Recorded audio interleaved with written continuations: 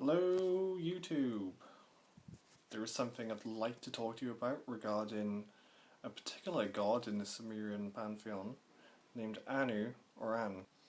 Now Anu is said to be one of the most highest and most respected deities amongst the Sumerian god pantheon.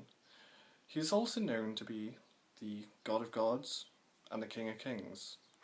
Now, legend has it that when Marduk surpassed or became equal to Anu in terms of authority, Marduk's word became no greater than the word of Anu or An.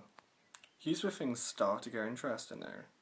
Just look at the English language for a second and envision all of the words containing An, or God, as many people, well, a few people seem to know. Not many people do know in the mainstream because it's never really talked about. You never hear about the Anunnaki unless you look into like alternative theories surrounding the creation of man or the universe, etc. Back to the point I was trying to make though, I'm not sure if you heard the phrase, God is everywhere. I believe that exists because An is everywhere.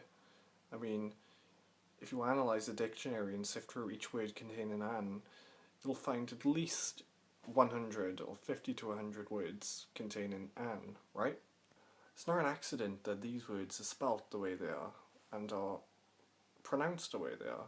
To me, it's a covert form of MKUltra on a widespread scale. Through subliminal messages in pop culture, we are subconsciously aware of the fact that An is God, but because there's so much confusion in the world regarding our true origin and the true path to enlightenment or spirituality in the world, we choose to ignore it, and we're unaware of the fact that An is God unless you literally take the time to look into the Sumerian creation myth. But do you also notice how words that would describe someone as being mentally unsound contain words An too? Like paranoia, insanity, you know? Basically, right, let's just say I smoke weed, right? So if I try and tell anyone about this, they'll say to me, you know, you've just been smoking too much cannabis, which has led to paranoid thoughts, which has caused you to lose your sanity. Do you see what I mean? Like, do you feel as if I'm making sense, or do you just assume I'm batshit crazy? Because if you assume I'm batshit crazy, then those conducting MKUltra are literally winning. Now, here's a claim to back up my previous point, right? Let's look to Ronald Reagan and his failed assassination attempt now. Now, I was reading online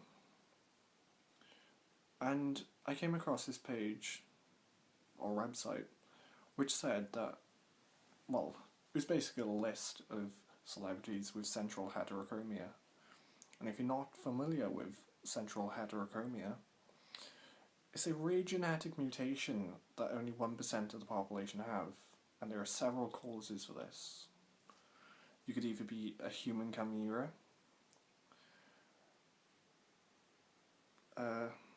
it's either caused by genetic mosaicism, injury, or disease, right? And that's what Ronald Reagan had. And now, the appearance of central heterochromia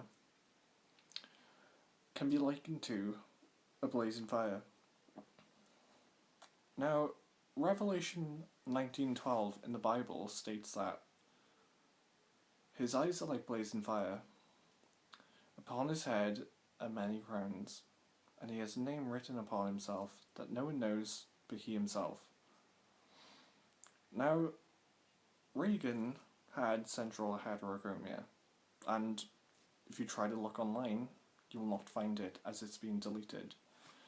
Now, as for many crowns being upon his head, he was essentially a king in the 80s, right? You know, he was president of the United States. And he survived the assassination attempt before being elected in '84. But either way, he also had a name written upon himself that no one that no one would have known but he himself. But chances are he didn't actually know.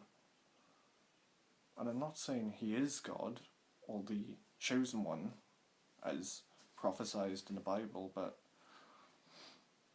I think that may explain why he was almost assassinated that day. After John Hinckley, a possible MKUltra slave or Mancunian candidate, became one after reading Catcher in the Rye, and a certain trigger phrase caused him to enter some kind of trance state. There is trance state. And there's also transgender anyway, but I'll go into that later. Either way though, back to what I was trying to say, I feel that Revelation 19:12 in the Bible led to Reagan's attempted assassination. Well, failed attempted assassination, but yeah. Now, to me, that explains why Reagan was almost assassinated. Because Anne is in his name, Reagan, Ronald Reagan. And he was married to Nancy Reagan, which is a bit coincidental, I suppose. It's also kind of weird I'm saying this. I mean, it's kind of religious.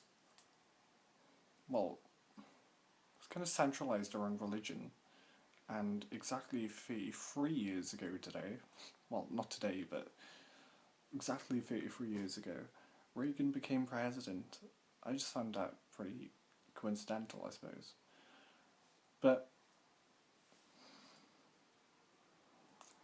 there's also The Matrix too, and I'm not sure if you're familiar with the lead actor, or the actor who plays Neo. His name's Keanu Reeves. There is again, Anu. Well, this time it's Anu instead of Anne. Do you see what I mean? I'm starting to notice like a kind of correlation. And what happened sometime last year? We left the European Union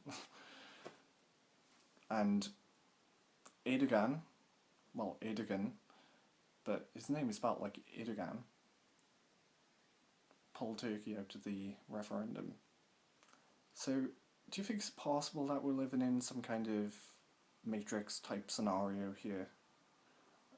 I mean, do you think something happened in 1984, which we all don't know about? We haven't really